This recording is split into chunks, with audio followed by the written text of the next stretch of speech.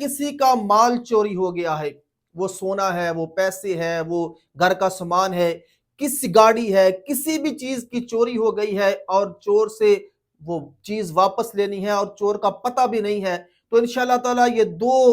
وظائف بتا رہا ہوں، اللہ کے فضل و کرم سے چور مال بھی واپس کر دے گا، ہاتھ جوڑ کے واپس کرے گا، چور زار بھی ہو جائے گا اور آپ کا مال بھی آپ کو واپس مل جائے گا۔ جانے سے پہلے ویڈیو کو لائک کریں، چینل کو سبسکرائب کریں۔ کسی بھی قسم کا حساب کروانا ہو، کسی بھی قسم کا مسئلہ ہو، جادو کا، جنات کا، نظر بد کا، تو آپ ہمارے ساتھ کمنٹ کے ذریعے رابطہ بھی کر سکتے ہیں۔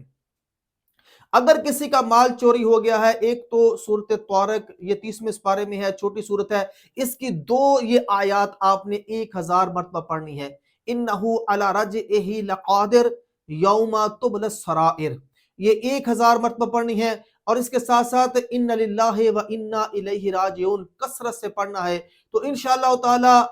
11 دن تک اس عمل کو کرنا ہے، اللہ کے فضل و کرم سے 11 دن کے اندر اندر چور بھی زار ہو جائے گا اور اللہ کے فضل و کرم سے آپ کا مال بھی واپس آ جائے گا۔ کتنی بھی بڑی چوری ہو گئی ہے، گاڑی چوری ہو گئی ہے، زیور چوری ہو گیا ہے، پیسے چوری ہو گئے ہیں، گھر میں کوئی بھی سامان چوری ہو گیا ہے، تو اللہ کے فضل و کرم سے یہ وظیفہ کریں تو انشاءاللہ تعالیٰ چور بھی زار ہو جائے گا اور آپ کا مال بھی واپس آ جائے گا۔